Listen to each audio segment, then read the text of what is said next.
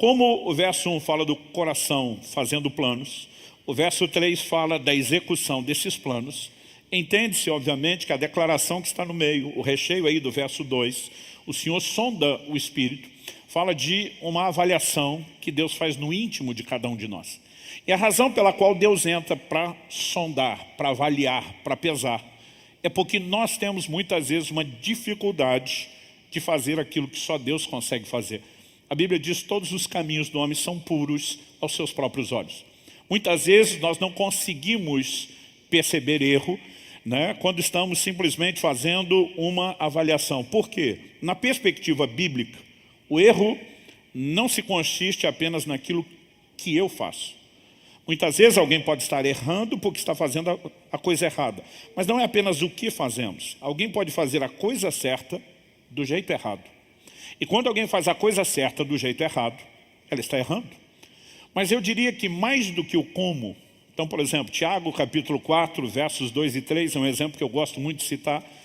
O verso 2 diz, nada tendes porque não pedis. Mas o verso 3 diz, pedis e não recebeis porque pedis mal. Oração é a forma de receber de Deus.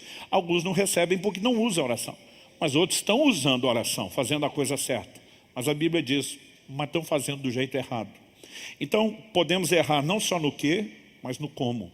Agora, mais delicado ainda do que o como, eu acredito que é algo que é o nosso grande desafio, diz respeito ao porquê.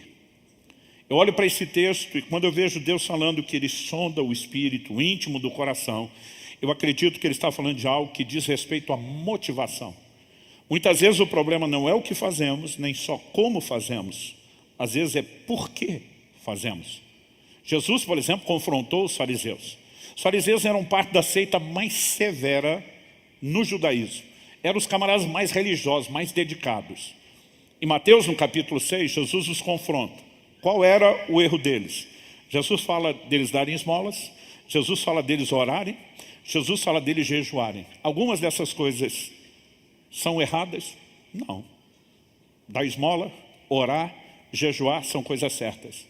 Mas Jesus disse, vocês estão fazendo isso só para ser visto pelos homens.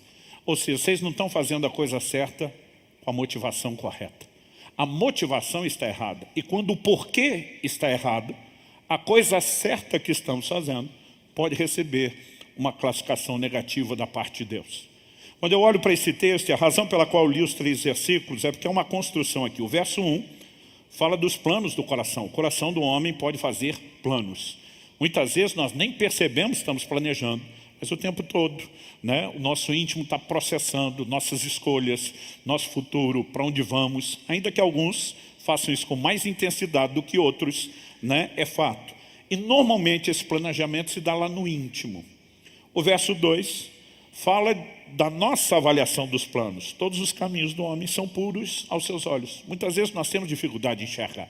Mas quando a Bíblia diz, mas Deus pesa o espírito, Deus avalia o coração, Deus sonda a intenção, Deus examina ou julga, significa que Ele não olha apenas o que fazemos ou planejamos fazer, mas Ele avalia a razão, o motivo ou o porquê. Por exemplo, além de já falarmos aqui de esmola, oração e jejum, que não são coisas erradas. Se eu falar a respeito de alguém que prega o Evangelho, alguns de nós, né, que amamos, tememos, servemos o Senhor, será que alguém ousaria classificar que pregar o Evangelho é algo errado? Acredito que nenhum de nós faria isso. Mas olha o que Paulo diz em Filipenses, no capítulo 1, dos versos 14 a 17. Ele diz, e os irmãos, em sua maioria, estimulados no Senhor por minhas algemas, ele está escrevendo da prisão, ousam falar a palavra com mais coragem.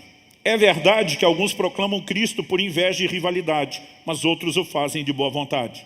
Estes, os de boa vontade, o fazem por amor, sabendo que estou incumbido da defesa do Evangelho. Aqueles, os que fazem por inveja e rivalidade, aqueles, porém, pregam Cristo por interesse pessoal, não de forma sincera, pensando que assim podem aumentar meu sofrimento na prisão. Então Paulo está falando de gente que estava pregando o Evangelho. E, embora a gente nunca vá avaliar a pregação em si do Evangelho como algo errado, a pergunta é, por que fazemos o que fazemos?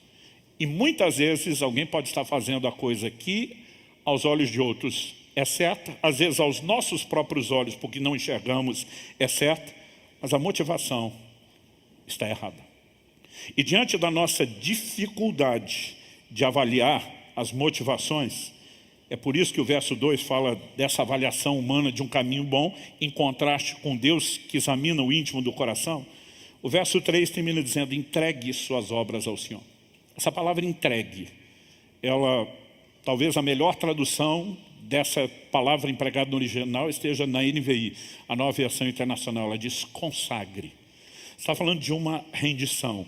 O texto diz, consagre suas obras ao Senhor e o que você tem planejado se realizará. A Bíblia não está falando de um meio onde você convence Deus a fazer aquilo que você planejou. Quando a Bíblia está falando de consagre as suas obras, e é por isso que alguns optaram por entrega, está falando de um lugar de rendição que produz alinhamento. E com o devido alinhamento, a bênção de Deus pode nos levar a fluir da forma correta.